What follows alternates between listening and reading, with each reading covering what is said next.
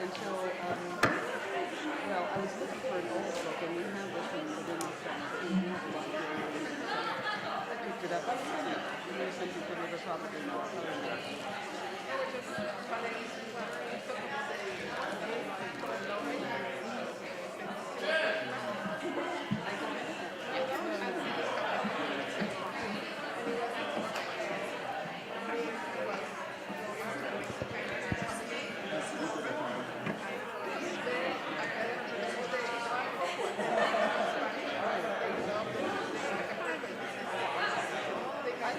It sounds like something I need to read. It sounds really cool.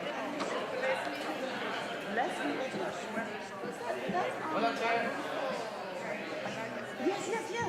Yes. That's right. That's a famous one. Yeah.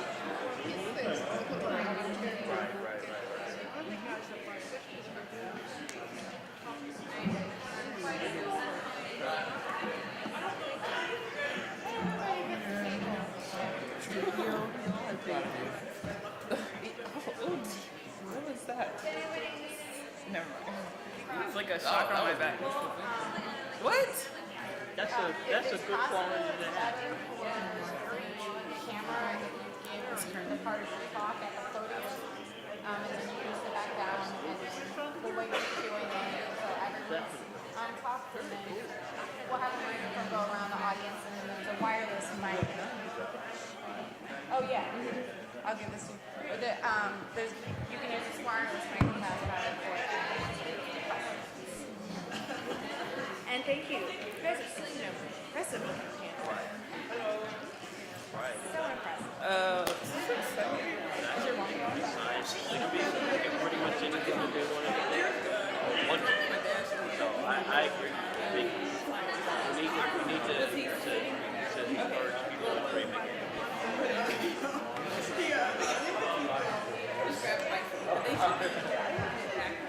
Okay. Wonderful. Well, everybody sees the big lights, you know? The glamour, all of that sort of stuff. Right. But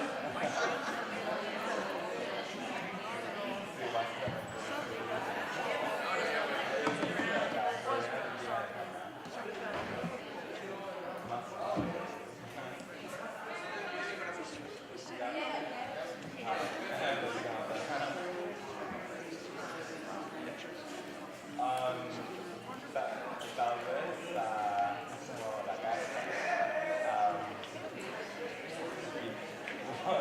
la cosa más o menos, pero creo que la comunidad no tiene mucha seguridad. the gay football world is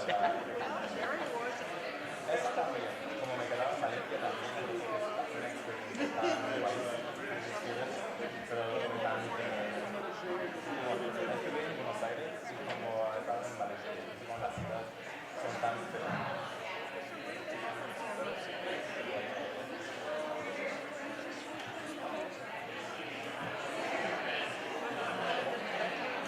Como es la carrera también, como ando por ella y el país.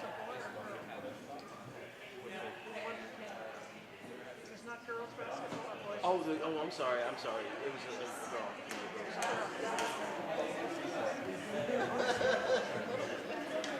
Yeah. I mean, well, like we said, Ella Baker definitely is somebody worthy of being talked about. And hopefully there will be other things that will all lead from it to be better. You know, around it more humane. I think people in general really want to be loved and they want to spread. I think we got to a point where there's all of this stuff that's in the way of that.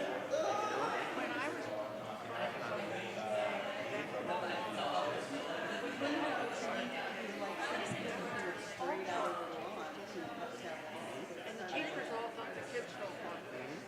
Nobody was there. Because of that miscommunication, all of this other stuff.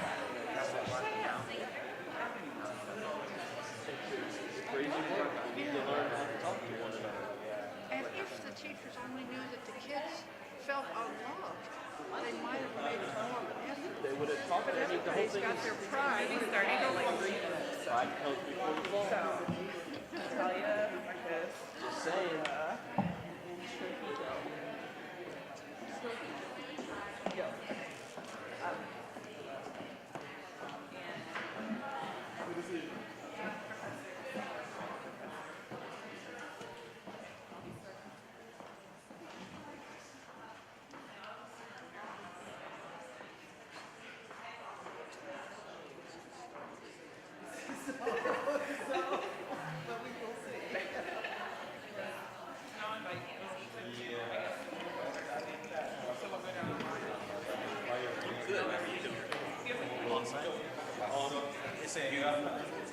I'm really, every time I hear stuff about Ella Baker, I like her.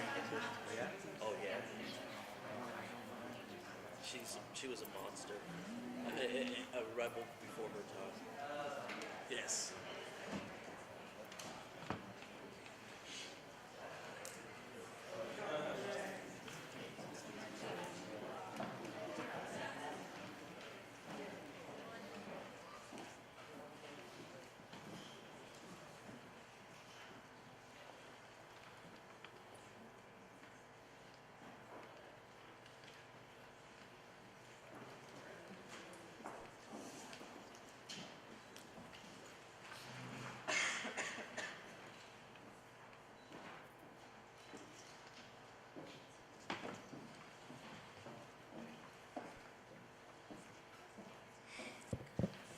Good afternoon, everyone. Good afternoon, everyone. Hello, I'm Christa. I'm a fourth year here. I study sociology and religious studies, and I actually have the honor and privilege today to be the moderator for the second panel, which is called Unifying Our Vision, Intersections of Race, Class, Gender, and Other Social Locations.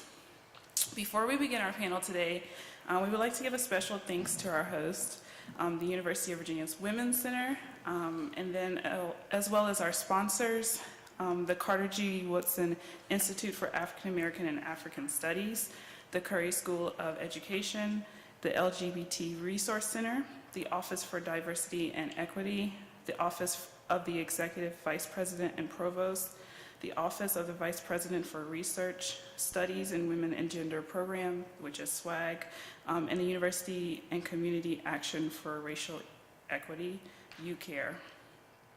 Today on our panel, we have our lovely guest, and today they will talk with us. First, we have Professor Stanley Trent. He is an Associate Professor of Special Education in the Curry School of Education at the University of Virginia. His current research foci include multicultural teacher training in special education, the disproportionate placement of culturally and linguistically diverse students in special education programs, and programs for the gifted and inclusive education practices in urban schools. Next, we have Professor Kendra Hamilton. She is a scholar of literature and culture of the South, and she came to the Academy after a long decade career as an award-winning journalist. She is a former Charlottesville City Councilor and Vice Mayor, and she is currently a lecturer in the UVA SWAG program, teaching courses combining literature, ethnography, and feminist geographies of everyday life. Next, we have Martha Trujillo. She is currently employed at the United Way of the Thomas Jefferson area as a community outreach coordinator, where she oversees information and referral services, insurance for children programs, child care scholarship programs, and Earned Income Tax Credit Coalition. Next, we have Marcus Hall. He is a fourth year here in the College of Arts and Sciences. He studies Spanish and anthropology. And then we have Natalia Mercado, who is a fourth year studying in foreign affairs, and her minor is in economics. I would like to invite first Professor Stanley Trent to the podium, and you may talk. Thank you.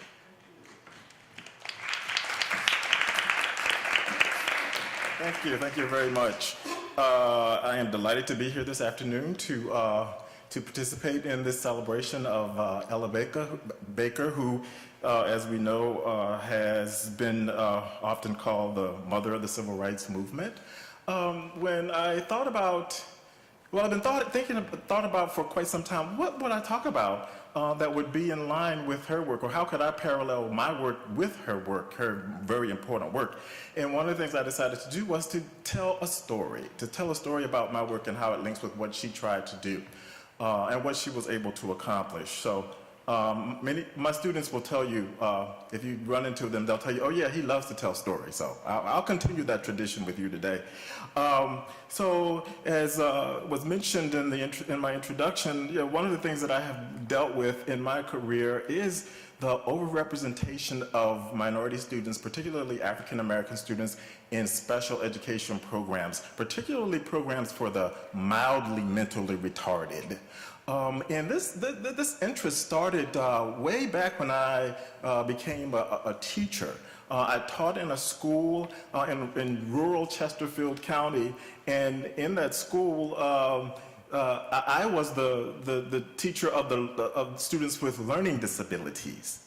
So at that point, and there still is this stigma, there's a stigma related to any disability, but particularly for students who are now called intellectually disabled, but at that time were called mildly mentally retarded. So it was very interesting. One of the things that I noticed that in my LD resource class, about 95% of the students in my class were white, and right next door, about 96% of the students who were in the class for the mentally retarded were African American.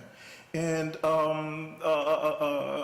when I came here to graduate school, that stayed with me.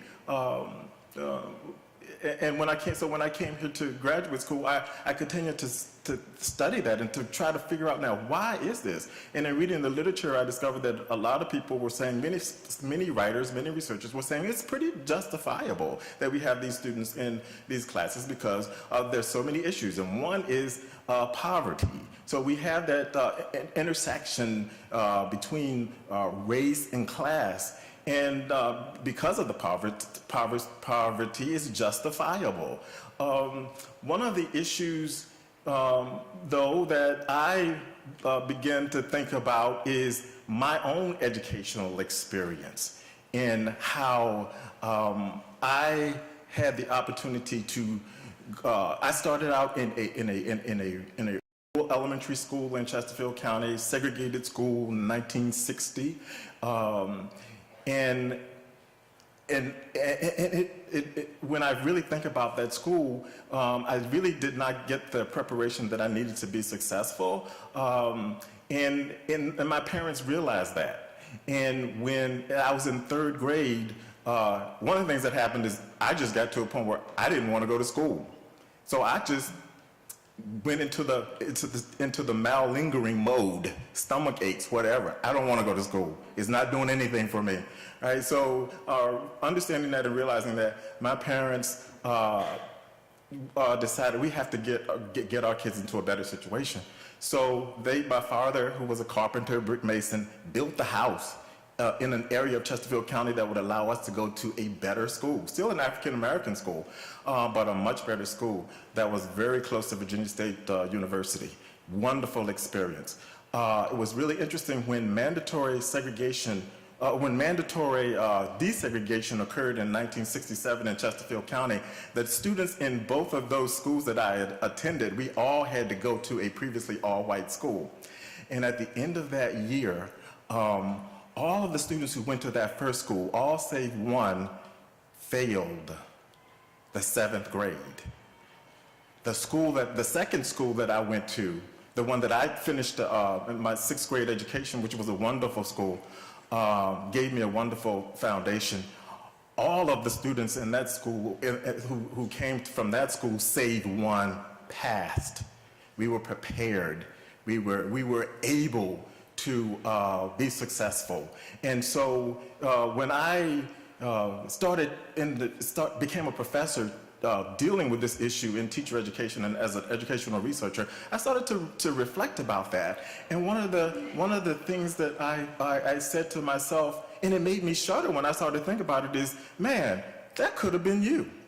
The situation in that, because Eldridge Harris went to that first school, and he was one of the smartest kids in first grade.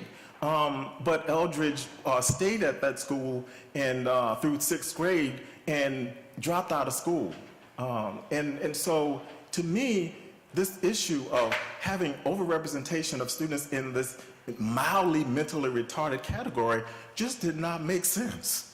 Just did not make sense. So when I came here to study, I started to explore this further. And as I finished the program, a colleague of mine, or a fellow student, and I wrote a paper that was published in the Journal of Special Education, and it was called The Overrepresentation of Minority Students in Special Education, a Continuing Debate. Just found out a few weeks ago that paper is now the most cited article in the history of the Journal of Special Education. Really excited about that, but another piece for me was not just to write about it, but to do something about it. So in 1999, I was hired by the Department of Justice to look at a situation in the state of Alabama where students had been overrepresented in special education programs, African American students, since desegregation. And a group of lawyers filed suit against the state of Alabama in 1965, and it was never resolved. So they went to the Department of Justice and asked them to reopen the case. And they called me in to try to figure out what was going on in that situation. And it was very interesting and very powerful because, you know, I'm wondering even if these people, some of these lawyers knew of or about Ella Baker. When I walked in to meet these folks who had reopened the case, many of them were walking in wheelchairs with walkers and canes. But they were still determined to make sure that something happened with this case because they still, even after all of this time, they saw that the two policies, Brown versus the Board of Education and the Individuals with Disabilities Education Act, that policy came together like oil and water.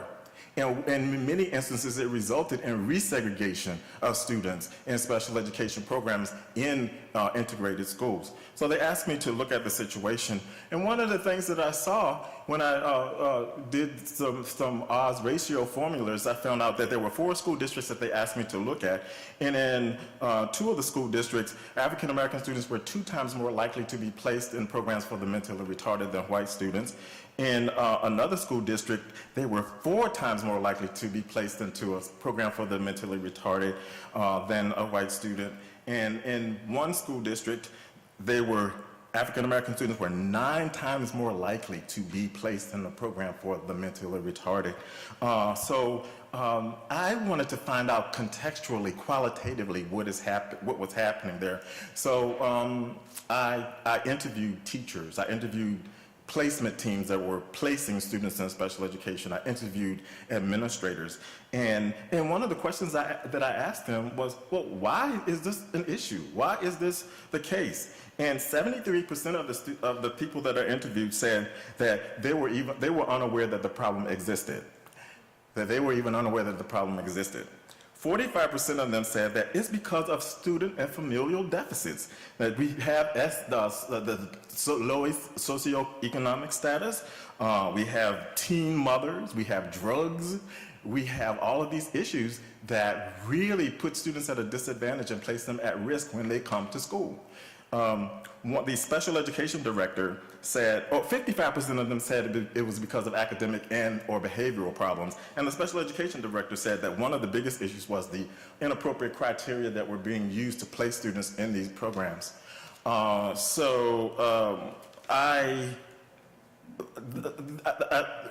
of the things that if you listen to what I just said, one of the things that you can see is that they were, for the most part, blaming the children and their communities and their homes for this problem, this overrepresentation problem.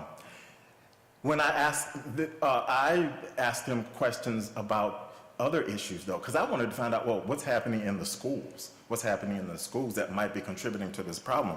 So one of the things that I found out is that there was an ineffective pre-referral process. So one of the things that we try to do in special education is we want it to be the last resort, not the first priority. So if a child is having problems, you ask the teacher to implement some strategies that might make a difference. So one of the things that happened is that it was an ineffective model. So students, the pre-referral interventions were not being tried. Teachers were told to try them for 30 days. They received no support, no one coming into the classroom to model for them what they were supposed to do. So in 30 days, they would just come back and say, oop, tried it, it's not working. Let's have them tested and place them in special education. There was not a great deal of treatment fidelity in terms of the instructional interventions that were being tried or that were being used in the classroom. They were being implemented ineffectively. There was teacher isolation. Teachers didn't have the opportunity to come together and talk about what they were doing, share those things that were working, try them out, try to generalize and transfer effective practices across grade levels. There was very little inclusion of parents and respect for what parents brought to the situation and how they could use what was coming from the funds of knowledge from home to inform the instruction. And also, as the director indicated, the assessment process was ineffective. Basically, students were being placed based on the results of an IQ test that was administered by one person, the school psychologist. So one of the things that some of the recommendations that I made to the district was to really look at. You really need to have some professional development to help the teachers, the educators understand that this is a problem, that they need to be aware of this, and they need to address what is happening to, what are the life chances and opportunities for students when so many of them are being placed into programs for the mentally retarded. They graduate with a certificate of attendance. What does that do in terms of post-secondary opportunities for them, for jobs, for example? So they need to understand that when they do this, they are really contributing to limiting the life chances and opportunities for these students once they leave school. They needed to understand the existence of overrepresentation, the causes. It's more than just student deficits. One of the issues that, and I think about this myself, when I was in my undergraduate program, we learned, one of the things we had to do was to memorize these definitions. I can still recite the definition for mental retardation because it was something that I had to do in my program. Mental retardation refers to sub-average general intellectual functioning existing concurrently with deficits in adaptive behavior and manifesting itself during the developmental period. So if that's the mentality that you have about these students, when they are not being successful, then who's to blame? Not you, it's them. All right, so one of the things that, so really engaging the teachers in discussions about this so that they would understand that they had to think more about what was happening within the context of the school and not just blame everything that was the failure in terms of learning and successful educational outcomes on the students. That one of the things that I talked about as well is that this had to be ongoing and sustained professional development. It could not be one-shot professional development sessions where they would talk about this for 3 hours and then go back to their classrooms and never deal with it again. They overhauled the pre-referral process, moved to more of a collaborative model instead of an individual model. They began to look at the observational, look at the school and the classrooms where kids were being referred from an eco-behavioral standpoint, from a contextual standpoint, not just going in and observing what was happening in what that particular student was doing, which was what they were doing initially, but also looking at the entire classroom. what were the behaviors, what were the behaviors of the teacher that may have influenced the behavior of the students? What were the consequences? So looking at all of those things really helped them begin to understand, wow, that there are things that we can do differently to make a difference for these kids and cut down on the overrepresentation. There were another problem or another recommendation was really to change your assessment process for these students. You need to use multiple measures. This is very, because when you're talking about placing a student into this program, not saying that there are no students who need to be in this program, but if you're placing them, you need to make sure beyond the shadow of the doubt that this is the appropriate placement for them. So another piece was to really develop a strong parental component so that parents felt welcome and invited into the school, that they were able to share their concerns, what they were doing at home that worked, and to develop collaborative relationships with the teachers. And one of the things that had to happen there is that teachers had to begin to believe that parents brought something to the school that was of value, because many of them did not. I'm running out of time, so I will not talk about the other recommendations, but the school was monitored for 2 or 3 years after going in and really helping them to understand how to look at this problem from a contextual standpoint. And when they really began to focus on what was happening in schools and classrooms, they saw the referrals drop, not just for African American students, but for white students as well. When they began to focus on instruction, when they began to shift away from a deficit perspective and look at things contextually, they also began to see an increase in the number of African American students who were being referred for gifted programming. All right? So one of the things that I have learned, and I continue this is continue to be a focus of my work, is as we address these issues, as we address this intersection with race and class and education, we have to begin to look at teacher efficacy. We have to begin to really support and develop within teachers a strong sense of efficacy that they can meet the needs of students that come to school, and when they look at them, they might believe or assume that they are going to have difficulties in school.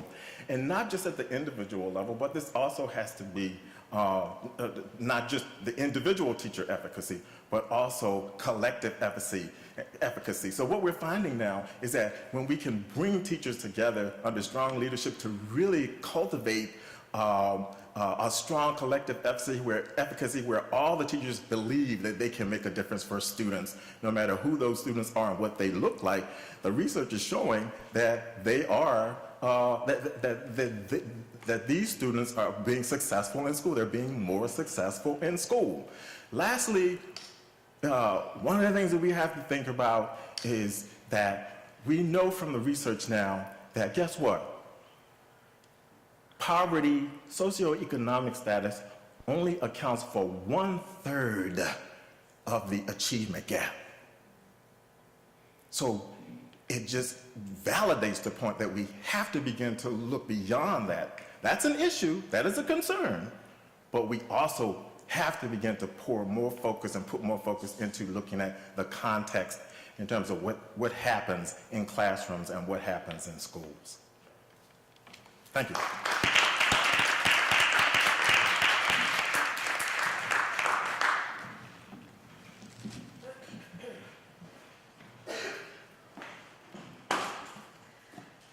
As a child of teachers, that was really inspirational. Thank you, Dr. Trent.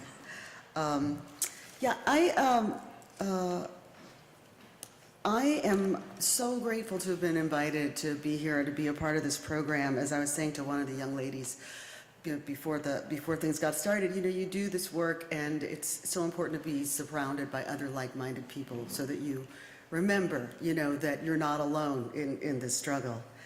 So I really want to focus my remarks on responding to the theme, which is unifying our visions, and I will be talking about intersectionality also. but you know, sort of like in a broader fashion. So this has been for me, and I suspect it's been for a lot of you also, sort of the winter of my discontent, in which, you know, I as a woman have awoken from a dream in which we seem to be sort of drifting slowly, gently into a future of potentially full equality, to one in which we've been forcibly reminded by Susan Komen, Rush Limbaugh, the US Senate, each and every GOP presidential candidate, the Virginia, Texas, and Arizona legislatures, and by politicians in state houses all over the country, that we have no right to preventive health care, that indeed we have only the limited agency over our bodies as women that money can buy. So at the same time, I am having the really exciting experience of having created a new class for SWAG. And I'm teaching this class that brings together questions of race and ecology and feminism in really exciting ways. And so as part of that process, I've been revisiting some of the greatest hits of my early youth, the books and the ideas that I encountered in the 1980s that taught me when I was a young woman to think more critically about the world around me. Writers like Audre Lorde and Alice Walker, who led me to Bell Hooks and Patricia Hill Collins, who led me to Gloria Anzaldúa, Cherry Moraga, women who taught me about borderlands and matrices of domination, but who also taught me about the liberatory notions for the potential for Black women's sufferings to be transformative, a transformative example for women and people of color everywhere. So the winter, early spring of 2012 has been this period of, I guess you could almost call it like intellectual and emotional whiplash, where, you're sort of like pulled in one direction and then in the other. But it's also led me to a few thoughts this Ella Baker Day about the potential for, and indeed the urgency of the need for us to unify our visions. So for the past year, this class is titled Motherlands. And since proposing the idea for this class, I've been thinking and theorizing and speculating and writing about and researching the problems of a particular being, the earth, whom we call our mother. And some of the issues involved in gendering the earth as female, and some of the ways in which by gendering the earth as female, we disadvantage the earth. So in trying to carve out an eco-feminist space, both as a woman of color and a woman of rural Southern heritage, I have cut a new path that attempts to build a bridge between the pioneering work of mostly white feminist geographers, environmental historians, and other scholars in the academy, to the artists and the activists and women of color in the Americas and around the globe. So it's a path, as I've conceived it, from the Plantation South, and the Plantation South is that heritage whose bitter fruit we are all eating right now in the United States, to the global South, which is endangered now as never before by the globalization of the American model of this ruinously wasteful, exploitive extraction, production of agricultural commodities for trade on global markets, or just basically burning down and tearing down forests so that we can get at the resources underneath. So, to sort of illustrate the issue that faces us, I brought a little visual aid, an apple, for all the teachers in the audience. Just imagine that the apple is, the earth. So the earth is basically 3/4 water. So you take this is toss that in the trash, that's the water. This is the part of the earth that we live on, right? Now, most of this is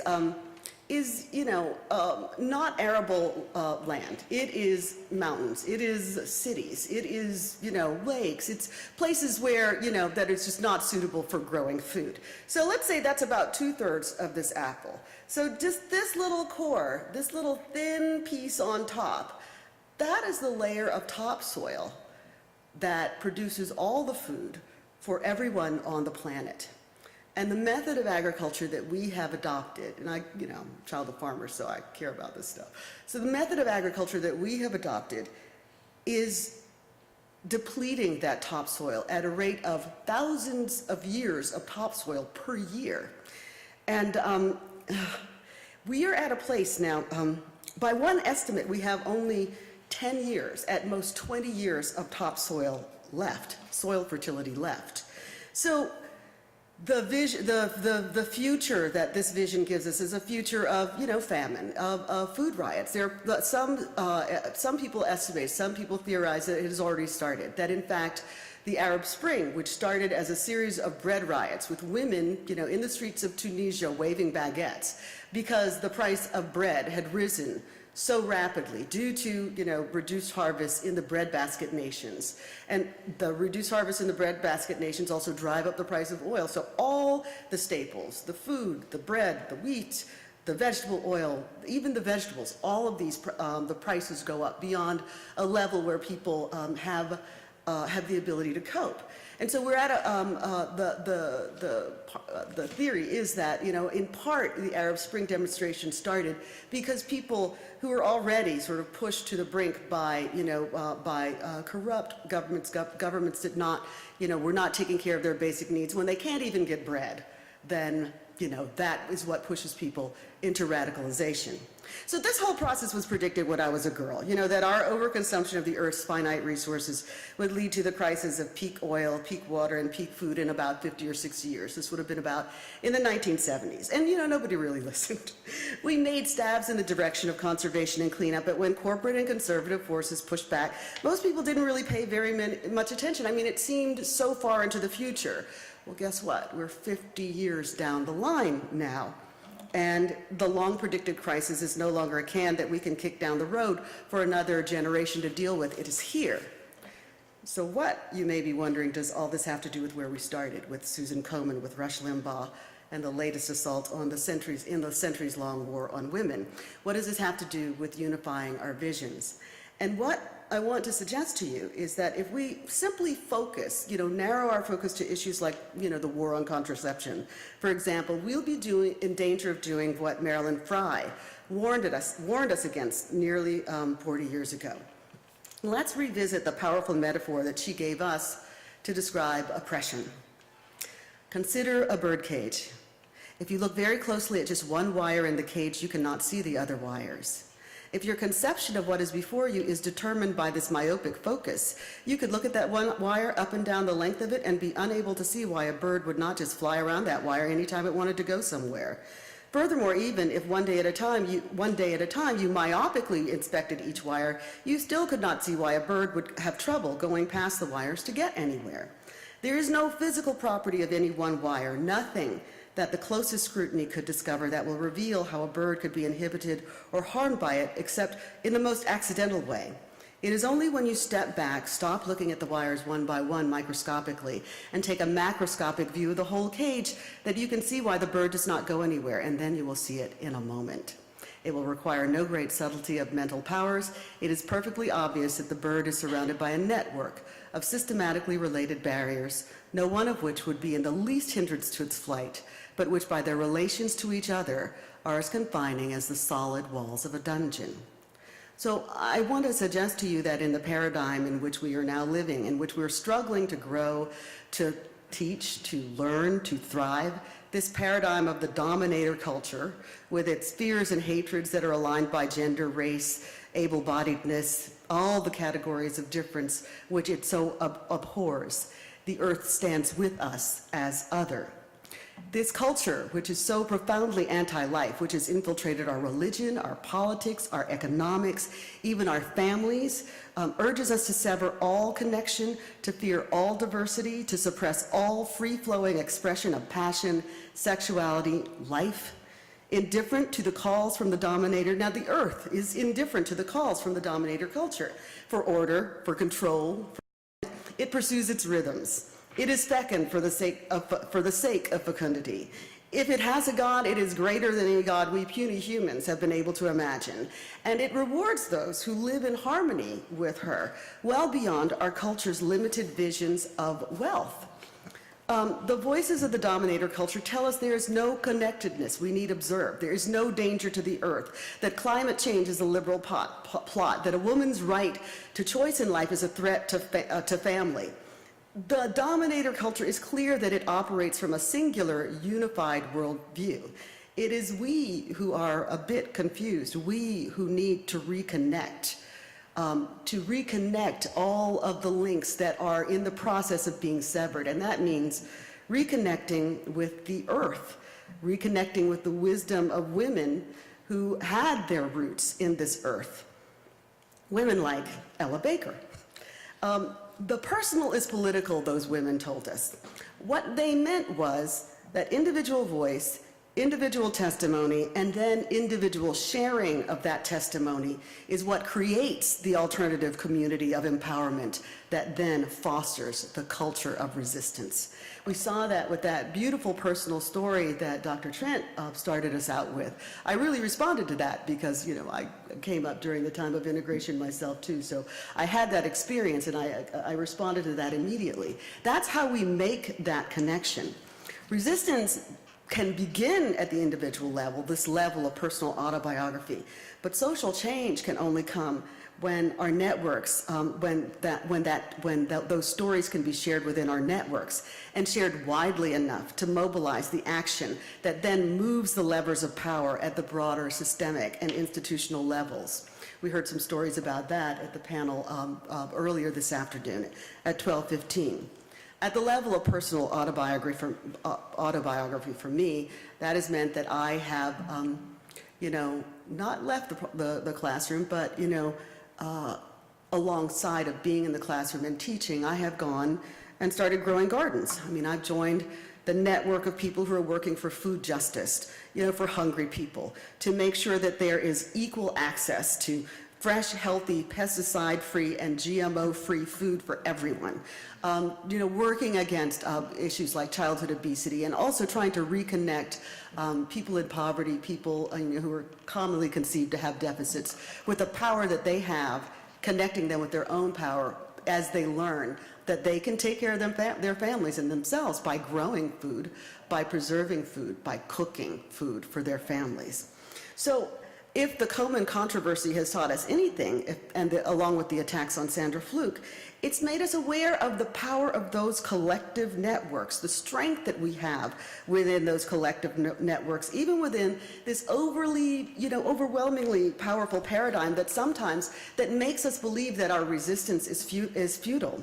So in unifying our visions, I'd just like to urge two very simple things: that we expand our vision wide enough to take in the whole cage, not just the strand that individually strangles us. And also, I'd like to advocate that as we build the communities of empowerment that can not just sustain our resistance, but also save us, that we orient ourselves to each other in an orientation of love. Love that is not a feeling, but love that is an action, that is about responsibility and about accountability to each other and to this earth that nourishes and protects all of us. So, thank you. Sorry to get on the soapbox.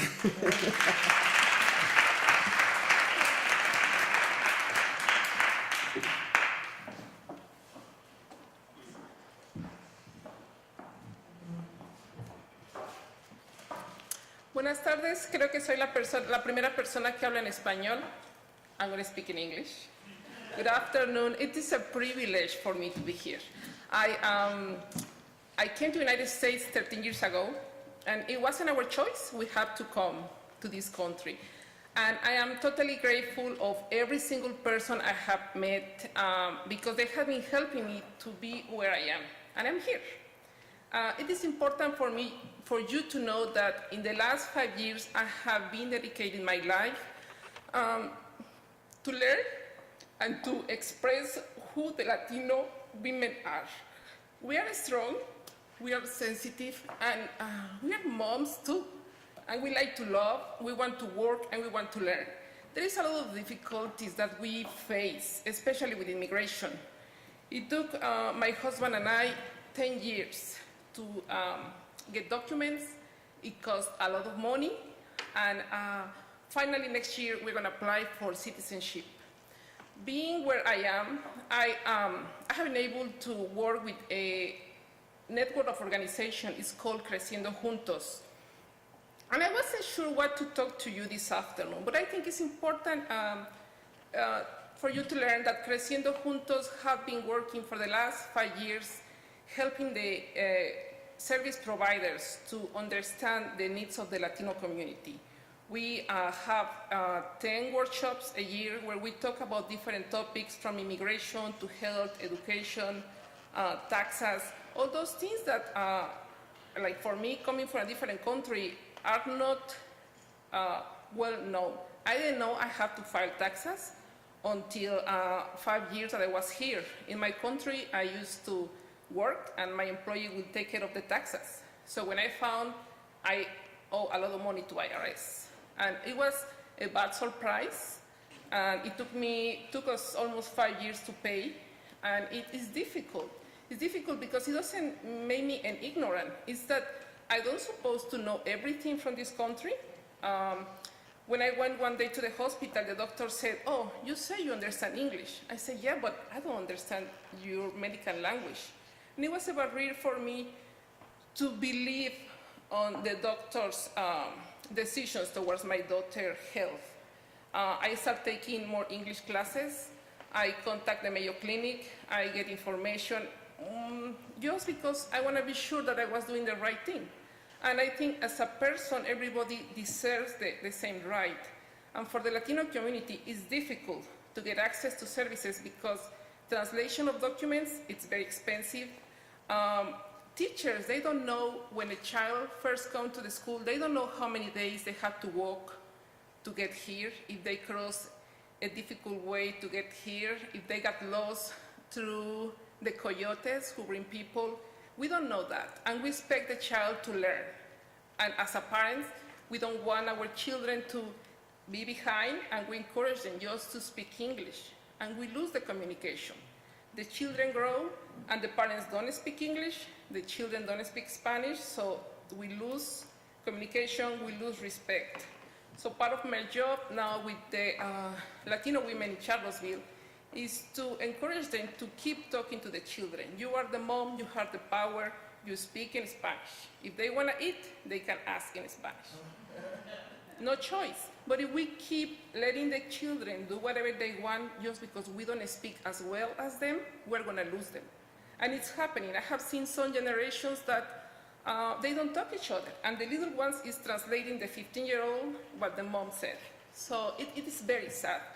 But the other thing is that Latino women believe that we have to do everything and give everything for our children. We are in the second step. If our children are fine, we are fine. And it's not truth. As a person, as a woman, you have to be first. And if you enjoy life, you are able to share love and you can teach your children. But we are losing that with the Latino community. The moms only focus on giving everything to the children and they don't care about the way they feel, the way they want to look. And sometimes the only person who goes to work is the father, is the one who goes out, who speaks the language, who learns English, and the mom is at home cleaning. And sometimes I ask them, what do you do for a living? Nothing, I'm just at home. Who cooks? Me. Who cleans? Me. And the husband said, no, she doesn't work. So that's the other thing. There is a lot of, in different cultures, but I'm talking about especially the Mexicans and Mexican. The men are machos, and they like to feel like that. And we love men. We like the men to be machos, of course. So we let them do things that sometimes we complain for. I have been cooking for my husband for 25 years, and I'm still loving it. But when I'm tired, I get mad because he doesn't cook. I'm not gonna change that. And I am trying to teach my children to be independent, to be free, to be happy. But it took me a few years for me. If I'm helping women, should I help myself? Should I take care of myself? I don't have time. I have too much to work. My children need some help. My husband, my family in Mexico. So we go back again. Marta is behind. But it's taking me just to the step where I have to be here. I have to be happy because it's the only way I can help other women. A woman came to my office one day and she said, I need some help, I am pregnant. And I said, how old are you? She said, 17, but someone told me that by having a baby, I can become a citizen. And I said, come, let's sit down. Let me explain you how things work.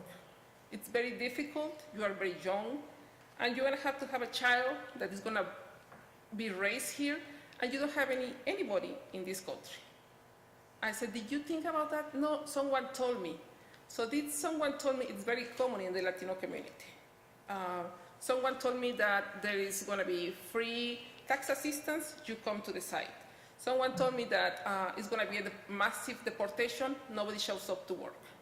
And the TV, the Mexican TV that a lot of people have through the antenna, it's so horrible. I mean, they say things that just are very impacting to the Latino community because they scare them. And they believe them because that's the only way of communication, access to Spanish that they have. They don't turn on the radio here or the TV of local channels because they don't understand. So they go to the massive communication, it's Univision. And if you go to the internet also, you read the things, it's just horrible. I have been sending emails, but it's what the people want to hear. It's not what is the reality. So what Creciendo Juntos does, we help the community filing taxes for free with the support of UVA Credit Union. We try to have the schools to interact with us, so when they have a need, when something is happening, we can help, we can communicate. We also have the help of the students from UVA. They tutor some children, they help us sometimes to do taxes. So we have a lot of assistance from our community. And it's the most valuable thing to have the resources right here. We don't need to call someone else out of the state to get some speaker. We like to have people from here. So I encourage you to participate, and even if you don't speak Spanish, it doesn't matter. We do the workshops and we have interpreters. The Latino health promoters, they graduated, there were 10 last year, and they go to the orchards, apples, yeah, difficult words.